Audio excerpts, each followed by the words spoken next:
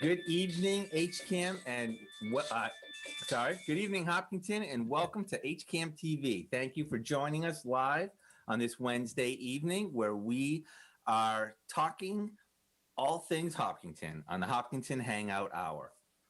Joining me tonight is my guest, Wade Marshall, who is the event director for the Sharon Timlin Memorial 5K race. And he has been in our community for a couple of decades and is going to be telling us all about that. So thank you for joining us tonight. And Wade, thank you for being on our show. Thanks, Jim. I'm happy to be here. All right. Now, we're going to talk all things Sharon Timlin. But before we get to that, since this is our first time meeting and talking on the show, I'm really interested to hear a little bit about you, about like where you came from and how you came to Hopkinton. So I grew up in Maine, actually. So after college, kind of bounced around a bit and found my way to Hopkinton in 1998. So I've been here coming up on 23 years, which is still new to town from what I've been told. But again, so I've been, like I said, over 20 years in town, put, a couple of kids through the school system here, one through it, one is a junior this year. So happy with how that all turned out, and really got involved in the running community early on in my time in Hopkinton. So joined the Hopkinton Running Club in this first year that it started, which was 2003, and been a pretty active member in the club throughout the almost almost 20 years, 18 years that the club's been around. Now, were you a runner before that? Yeah, I was. I mean, I'm I'm what's called a back of the pack runner. I take my time running these races. So I have run quite a few races. To date, I've run 15 marathons and one ultra, and a whole slew of half marathons, 5Ks, 10Ks, and things like that. Okay. So pretty active in the running community. Wait, what's an ultra? Ultra is anything over a marathon. So that's, I did a 50K, which was 31 miles. That was, 2017. Wow. So, how hard was that? That was not fun. that was a long, arduous night. It started at 7:00 at night and just, you ran till you decided to stop running. So yeah, it was tough. It was tough. Yeah. Now, I assume you started running for fun. I did, yes. So I, really to try to stay healthy. I used to just run around town. And then just joining the running club really gave me it's just so much easier when you're going out to run and you have to meet people. So you've committed to somebody, hey, let's meet, the HRC meets, 7:30 at the Common on Saturday mornings, or at least pre-pandemic they did. Yeah.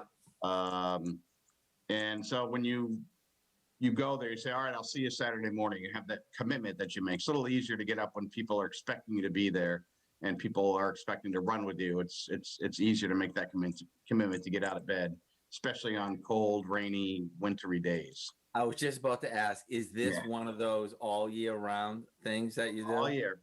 Yep. Again, pre-pandemic, it was, club meetings all the time, training all the time, weather, regardless of the weather. You just got to get out and do it. My wife was just telling me she came across a saying that there's no such thing as bad weather. There's just a such thing as bad clothing. That's right. You just have to know what to wear. You just have to know what to wear. Wow. And usually after the first mile or so, you're adjusted. So you just go. Yeah.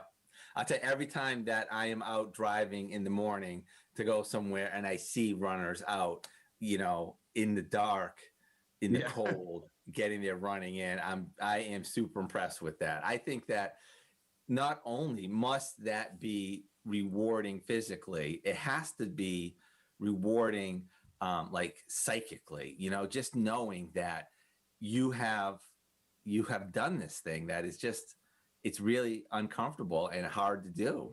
Yeah, as they say, it takes a special kind of crazy to do some of these races that we sign up for. So, I mean, it's nice to, just you're in bed. It's so warm and comfortable under the sheets, and you don't want to get up. It's 5:30 in the morning, and but you get out there and you knock out a run, whether it's a 2-mile run or a 10-mile run. It doesn't matter. You just come back and you feel very accomplished in getting that done. Right. Now, tell me, so you were there when the Hopkinton Running Club was formed. Not right away. So the club formed in spring of 2003. I joined in the fall of 2003. So a few months after it started. Mm-hmm. How big is the club? The club has about I think 250 members. So that's sort of where the race started. It started with the club, but the race became so big that it sort of spun. It's on its own. The Sharon Timlin race is its own entity now. Yeah. But that's where it started. That's kind of where it started. 20 or 17 years ago. All right. So actually talk to me about that, because that's really interesting. They started kind of similar, and now the Sharon Timlin race is its own thing. Let's get the definition of what the Sharon Timlin Memorial 5K is all about, and then maybe you can talk about how it got started, maybe within the club and then separated. So the long standing event director prior to me was Abby Rosenberg, who did a fantastic job, her and her team over the years, really made this race what it is today. And they did a fantastic job with that. And I think it started again in 2004, and really in conjunction with the Angel Fund. So they did a lot of work with the Angel Fund and raising money for ALS research. And that was, how the name came about. The Sharon Timlin Memorial Race was named after Mike Timlin, former pitcher for the Red Sox, named after his mom, who had who had passed away from ALS, many years ago. And really, that's sort of how the whole thing started, and became with the work with the Angel Fund and the ALS research over the last, I think this is the 18th year of the race, has raised over $2 million for research, and 100% of the funds we raise go right to the Angel Fund. And it's the Cecil B. Day Laboratory, UMass Medical, for research. Wow. Yeah, ALS is it's very hard, very, very tough diagnosis. Yeah. And it's the thing is, it affects it doesn't affect the mind, it affects the body. So, so it's tough. It's tough, but we're happy to do our part to really try to do what we can to make this disease go away. Right. So did you say the Sharon Timlin race, Memorial race started, or I'm sorry, Memorial 5K started in 2003? 2004, I believe, was the first year. Okay. 2004. And then, again, we've, it's always held the third Saturday of every third Saturday of June. And, even though it's virtual, we will continue to do that. So, I guess sort of the logistics of the race for upcoming is the race will take place virtually on the 19th. Last year, we introduced virtual pricing, which is $30 per person, or you could register a team or a group or a family of 5 for $99. And we really want to make this fun. Sharon Timlin is the event itself is just just like you said, it's been around for a long time in Hopkinton, and that's sort of one of the reasons I decided to help out and take this on when Abby wanted to step down and focus on other things. I had some race experience with managing a race. There's a 10K in town that we do called the Hopkins 10K. that I had run with a really strong committee members that I've been doing for the last couple of years. So I did have some experience with that and really just taking over for Abby on the Timlin side. All right. Now, talk to me a little bit about when the race was first starting. What were some what was it like at the beginning? How many people were there, and what would you guys do? And to kind of give me a feel for what 5K day is like around that. Well, I mean, early on, I was involved early on in some of the planning meetings, but again, it really kind of grew up into its own event over the years.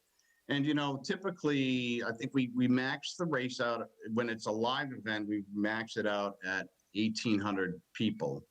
And it's really about not only the race, but also Family Fun Day. So, for those of you who've been there over the years, it's a nice setup to where you have, the Family Fun Day with events for the kids, and there's music playing, and there's a dunk tank, and there's a lot of things going on, and then there's the race itself. So, it's usually a lot of running around, the days and weeks leading up to the race. But, again, I've been involved at the committee level and in charge. This is just the second year. Last year was more of a transition year. So it's been interesting because we also had a virtual race last year. So, and we're going to try to make it fun this year for virtual races. We really want to keep that Sharon Timlin Day, that third Saturday in June, sort of, that's what we want people to try to run that day. But we're also going to give them a little bit of a lead up if people are looking for that perfect running day that they want. The temperature's just right and the conditions are perfect for running a 5K. We'll give them a little bit of a lead up to that too, if they choose to do that. So, and I'm going to talk more about what this year looks like, but sure. I am still curious, to kind of get the feeling for this. Were you involved with the Sharon Timlin from the beginning? I was, again, like I said, it was originally part of the Hopkinton Running Club, yes. But it sort of grew out onto its own. So I was involved, really more of just a volunteer on the days, either a volunteer or a participant. I used to run the race all the time.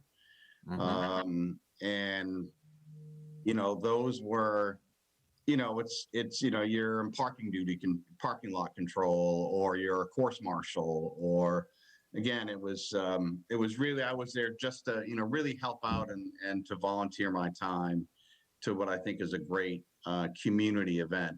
And, really, the Timlin event really has become part of Hopkinton over the last 17 years. And right. Can you tell me, I just got a question in.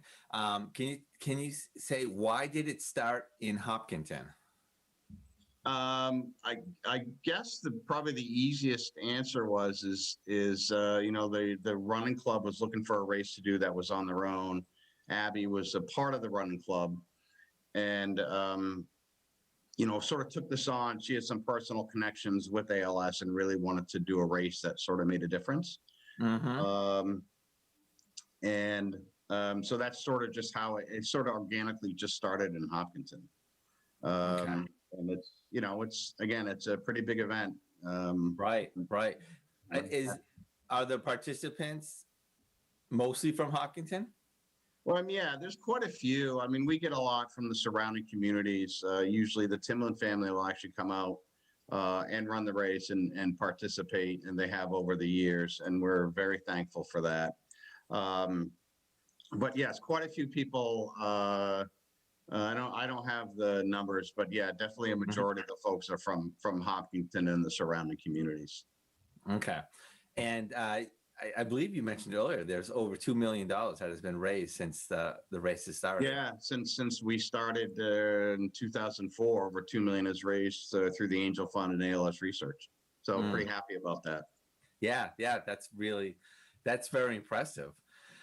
And how does that work? Is it like when you run the race, you get your friends to donate money for every Well, K I you mean, won, or how's it again, work? you can start a fundraising team to raise money as part of a team or on your own to raise additional funds, or your donation can be, we have silent auction items that we usually do, or just a simple race entry to help, pay your race entry fee, and that's your donation, sort of thing. So, Yeah. we're really happy that it's been so successful. And again, that's really a testament to the committee members and everybody who's been involved. Especially Abby, who really did a tremendous job over the last, 15, 16 years that she was running it. Right. Right. Now, I believe you said the words Family Fun Day. Yeah. While you're talking about that. So can you talk about what that is? Sure. So again, we wanted to make, when this whole thing started, you want to make it just not a 5K, just you show up, you're on a 5K. Really wanted to make it a family event where you could bring the whole family and just make a day of it. Obviously not the whole day, but, we'll really make something for the whole family to do, enjoy. And there's food, like I said, food, dunk tanks. Again, pre-pandemic, there was a lot of things to do. We had local vendors who set up booths and things along those lines. So it really was, it's again, that's why you separate it into you have a 5K side and you have the Family Fun Day side to really focus on both those and making those great. Right. And for people who may not know, can you say where it is, like where it was, where it starts, and what the route looked like? Sure. It starts, if you're looking at the route, it starts at the high school. Just if you've ever driven down towards Loop Road, I think we all know where Loop Road is, the road that goes around the high schools and Hopkins. You'll actually see the starting line right there, right next to the high school. And, down 85 and then through a few of the back roads onto Teresa. And back in through there, then you come through Chamberlain, come back out on 85, back down around Loop Road, and you finish out near one of the soccer fields. Okay. So it's been a pretty good 5K. We also do, in years past, we've also done a color run for the kids. So, okay, what's that? So that's, usually it's, I don't know if you've ever been to a color run, but it is a lot of fun. For the kids, and there's kids will run, usually it's about a mile, maybe not even that, maybe half a mile, it varies. And they have different color stations where you usually have a lot of volunteers just throwing colored dust on them, so they come out and they're all looking pretty colorful with big smiles on their faces. So yeah, so that's been a lot of fun. I wanted to get some of that detail because I wanted people to kind of hear, even though we're in the middle of a pandemic, that is what this race has been. And that is what this race will be once we get through this time. Yeah. So, but now I am sure that last year and this year, I mean, I'm not even saying, oh, it's very different. We know that. And I'm sure it's been much more difficult. So could you talk a little bit about, when this pandemic hit was really around like February, March, that was starting to get serious. We knew when last year, once the Boston Marathon was canceled, that it was probably not going to be a live event based on everything that was going on. So we had to scramble quite a bit to sort of change from an in-person event to a virtual event. And that, made things a little easier as far as you didn't have to worry about the vendors showing up. But it was also more challenging to sort of shift everything to a virtual event. Last year, we did raise $125,000 last year through donations from the community and sponsors and participants. So we did have given everything that was going on, we were pretty successful. Yeah. And this year, I think in talking with the committee, we decided that given everything going on and things are just so much up in the air, as far as when we can have large gatherings again and when something like a Timberland race can really kick off and happen. We decided just to start from this, just start off going virtual. Okay. Just go, instead of going down two paths at the same time, what happens if we're virtual versus what happens if we're in person. We just went down the virtual path. Based on conversations with some people in the town, and the guidance from the state that's coming out. We just thought that made the most sense, and really just to have a safe environment for people to participate in. I think, wait one more year and then look at where it is in 2022. Right. How do you have this event virtually? What does that look like? So again, people will run a 5K, whether that's, and again, a lot of these logistics we're still kind of tweaking. Okay.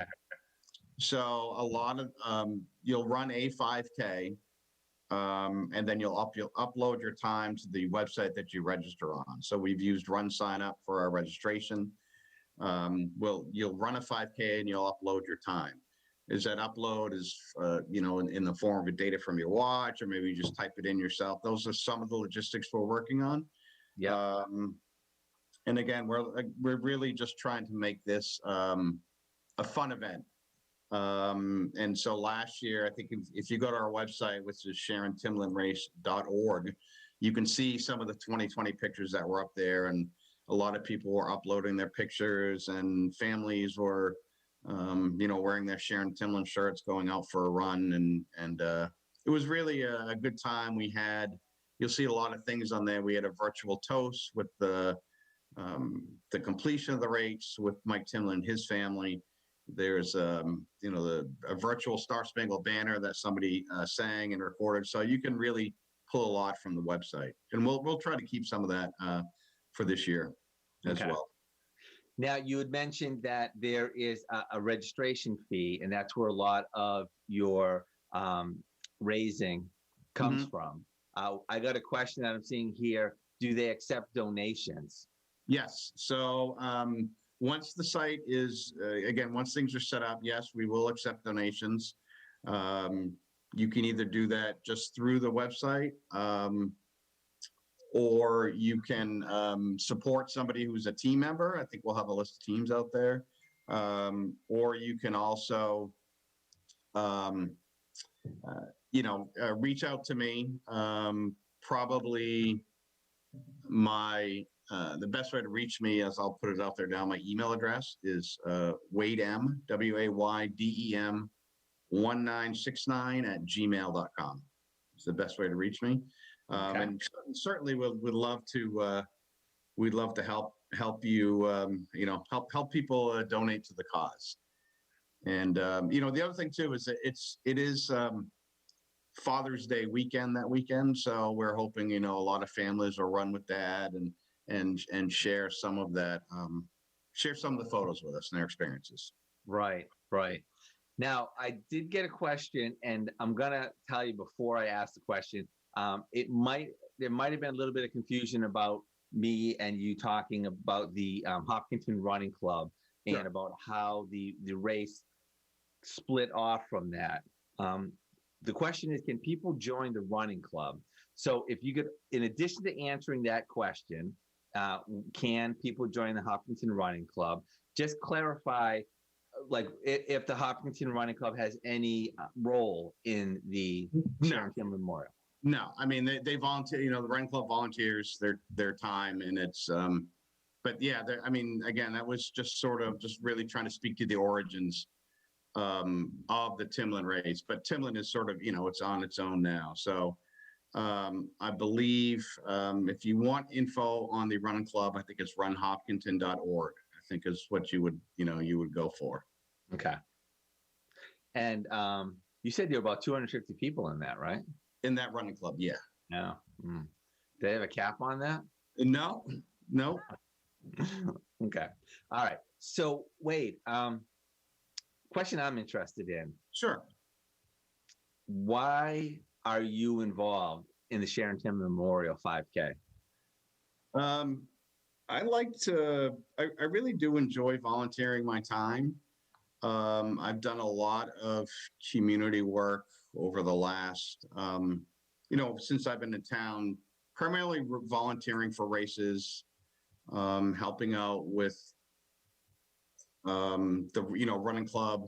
We do a lot of things internal to the running club, pre-pandemic that were. I just like volunteering my time. I think it's important to give back. And I think the Timlin race is something that's really important to the community. And I love Hopkinton. Like I said, I've lived here for 20 plus years. So when Abby mentioned that she was going to be stepping down, I would say I thought about it for a while because I know it's a big time investment and it's a lot of hard work. So I was really, I was really happy to take this on.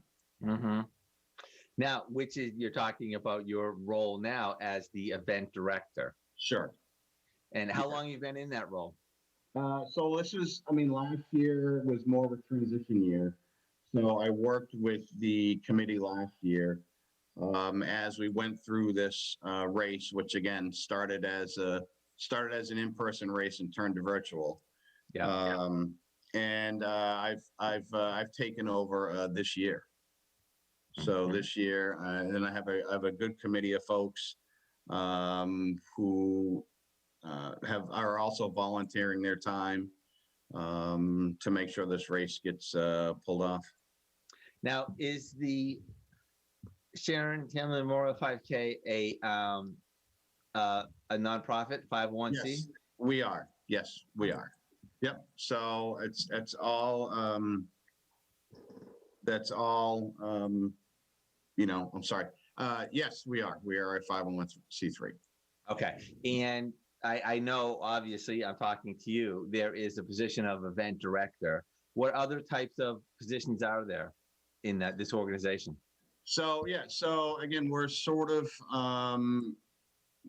we have a 5K director. We have a family fun day director. We had somebody who's in charge of the color run when it was there, and some folks in charge of the silent auction. So there's a lot of different positions, and again, this year somewhat scaled down because a lot of those positions you don't really need a family fun day person, but those folks are still helping out. So we still need a team of people to pull this off, and there's still a lot of work to do, even it's a virtual race. So right. And are any of you staff, or are you all volunteer? We're all volunteer.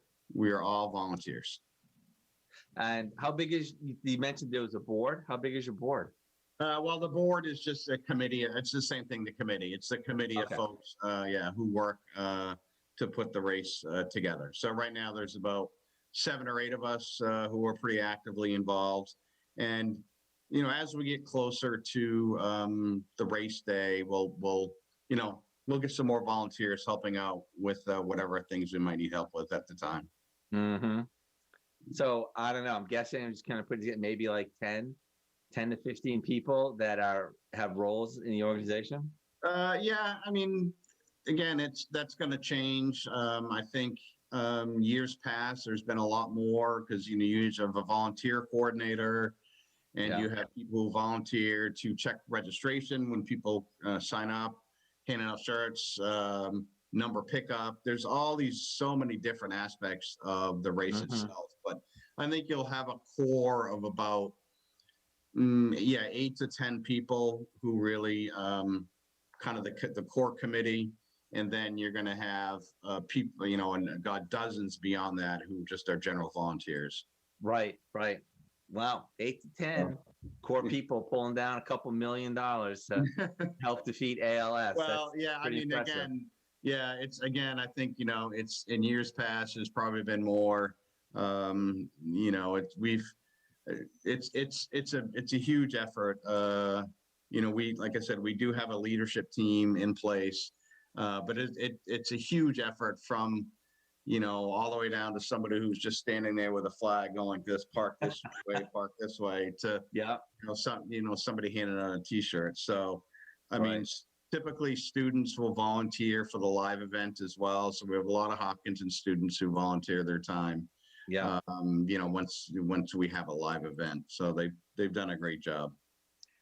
So you get a lot of your funding and support from people who are registering, maybe people who are pledging, help people out who are running the 5K. Do you also have any other type of funding support, such as local business or anything We do else? have local businesses and sponsorships, and those will change from year to year. So we've had we haven't locked anyone up this year, so I don't want to say who they may or may not be, but there's we've gotten a really good support for some local businesses over the years, and that's really helped us out a lot with the fundraising. Okay.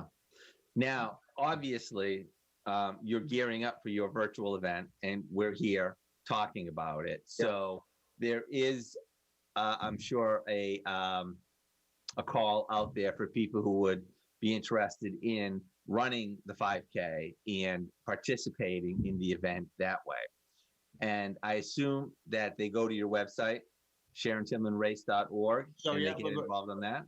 Yep. So right now, if you go to SharonTimlinRace.org, you'll see the 2020 information up there. So you can see a lot sort of how the race went last year. Also, I would, so there'll be information there in the coming, days or maybe a week about the 2021 registration.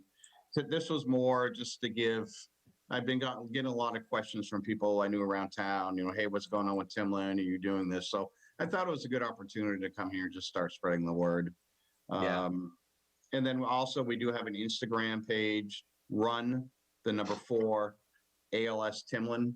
So again, that and we have a Facebook group as well, Sharon Timlin Memorial 5K. So all that will come out on social media once registration is up and running, which we expect to be pretty soon.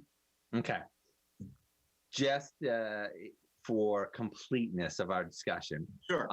In addition to appealing to the community to participate in the race and raise money for this charitable effort, if somebody wanted to become involved with the organization and help out in some other way, are you looking for that? And what kind of word do you put out for that? I mean, we're always looking for help. I mean, I think right now, we don't know what we need at this point. We will need help with, any number of things, as the race starts to get, and that virtual day starts coming up. But again, I think if you go, details on our Facebook, Instagram, we'll send out emails to anyone who's done the race before with announcements. That's probably the best way to reach us is through social media. And again, I think I'd given my email address earlier, so certainly if somebody wants, they can reach out to me as well. WadeM1969@gmail.com. Gmail.com, that is correct. Or you can, like I said, send a message through Facebook or Instagram through our social media. I think you can get addressed that way as well. Okay. Now, do you run the race every year? Not every year, but I've run it a number of years. I've probably run at least half the races. Okay. It's a pretty challenging course for people who know it. It's not flat by any means. So it's a nice race. It's a challenging course. Okay. And when people are running it virtually, how does that, do they mark off somewhere that's 5K so they know what they're running, or do they? Most people will have a watch that will track their distance. So they kind of know what they need to run. They know where it is in the course. They've sort of got it mapped out in their head, and they just go and run it, and then they'll have it on their watch. Are you able to use an app like Strava? I just gotta say, it makes me sound like I'm really knowledgeable about this, but it's really my daughter. She rides a bike, and so she got into all that, and she would show me all the, it tracks where it went and how we do. So if somebody was excited to be involved and wanted to participate and kind of interact with something like that? Is that a possibility? Yeah, so those are some of the details we're working out right now. And again, Okay. when this for the virtual 5K, you can run any route you want.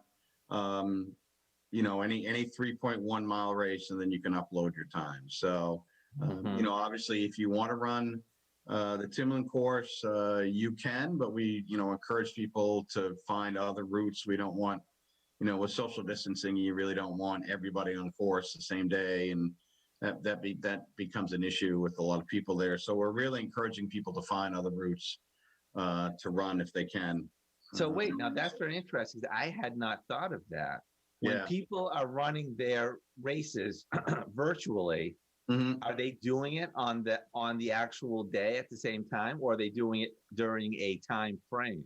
So we're going to give people the option to have a 2-week window that they can run anytime. Like I said, if people want to have ideal conditions on Tuesday, it might be windy and rainy, but on Wednesday it might be overcast and cooler. So I think the other thing that's fun about this is that you have that window to do it, and you can get family and friends from other states to do it because it is a virtual race. So that's the beauty of a virtual race, is that you can run it anywhere in the country, even in the world. If you've got a lot of family and friends who want to do something like this. And I think it's great too, because you're really, excuse me, you're really tapping into a couple of passions here. People who are runners are passionate about running, and people who are givers and want to give back and contribute. You got that covered too. So, you mentioned that you have an Instagram account. I'm sure that there's just going to be a lot of ways for people to feel like they're part of the action. Like, that they're uploading pictures of them on the starting line or after they finished, and, maybe notes on how it went. And, they can really feel connected that way. Yeah, and it's, we'll have different hashtags. I think last year's was Sharon Timlin hashtag 2021.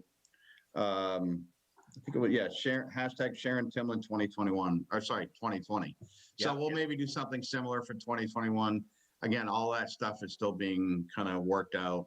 Again, the race is towards the end of June. So we've got a little bit of runway here. Definitely. And, I really, really applaud your effort, because when you're doing something like what you're doing, you're not doing it for you. You're doing it for others. And in a situation like this, in the pandemic, it's not going to stop you. Right. However, I do want to say that it's for me, it's exciting to see, because you know what? It's just one more thing that you are saying to the pandemic: no, you're not going to take this away. You're not going to stop this. And we are going to do what our organization always does. And we're just going to continue on and overcome. Yeah. Yeah. So, I mean, I'm happy to do it. I think, like I said, I have a great team of people that I work with. So, like I said, I'd name some of them here so they make sure that they stick around and do the work. But I think I might get some evil text here if I did that. All right. Well, that's fantastic. So wait, just before we close up here, I want to make sure I didn't miss anything that I should have asked that you were hoping to impart to our viewers. I guess two things. If you are a local business or someone who would like to help out with donations, sponsorships, silent auction items, we'll do a virtual silent auction online. Please reach out to me or reach out to us through our social media accounts. And then also, if you've got a story that you'd like to share with how you were affected by ALS, whether it's you personally or your family member, we'd love to hear that too, because we'll share your stories, in the lead up to the race. During Family Fun Day, we have in one piece of the field that we call the Faces of ALS. Right, people have been really affected by this disease, So we'll be looking to take that a little virtual this year. So if you've got anyone that you know that's been affected and would like to share your story with us and our community, we'd love to hear it. Yeah, that's great. Also, I just as what we said earlier, there may be a person out there who is watching this and thinking that they have a skill and they have resources that they can bring to help out. Just as an example on something different, I was just reading recently that there was a programmer who was thinking that the Massachusetts vaccination schedule was not working very well. So she coded a new website to help people get connected. And there may be someone out there who is a coder who works in programming and is thinking of different ways that they can use their skills and their technology to assist you into connecting with people over this virtual race and making them feel, as close as they can to the vibrant event that you typically run. Yeah. I mean, again, we are, we'll please, if anyone wants to help out, you can reach out to us. We certainly will take the help we can get. Right. That is awesome. And so it'll be in the end credits, but go ahead and say the website again one more time for people. Sure. Website is SharonTimlinRace.org, and Instagram is run4 ALS Timlin, and then on Facebook it's Sharon Timlin Memorial 5K. Great. So wait, I have the very enviable position of being able to talk to people like you, people who make Hopkinton the great place that it is. And I am very appreciative and grateful for what you do for others with the Hopkinton community, allowing them to, be able to connect and make a difference in our world. So thank you very much for what you do. Yeah. And again, thank you for having me on tonight. I really do appreciate it and help me get the word out. All right. And we will definitely have you back, and we'll check in as plans are getting solidified and websites are getting updated and seeing how people can connect. It'll be really fun to watch that. Yeah, I think have us back or have me back when things are like I said, we've got websites up and we're getting a little bit closer to the we're getting a little closer to the date, and really try to drive those registrations and get those donations in. We'd really appreciate it. Fantastic. All right. So best of luck, and I will look forward to talking to you soon. All right. Thanks, Jim. All right. Bye-bye. And everyone else, thank you so much for watching this episode of the Hangout Hour. And I invite you to check out their website, SharonTimlinRace.org, and think about how you might be able to get involved and connect with them and make a difference in our community and in the greater community surrounding us. Thanks so much for watching, and we'll see you next time on the Hangout Hour. Bye-bye.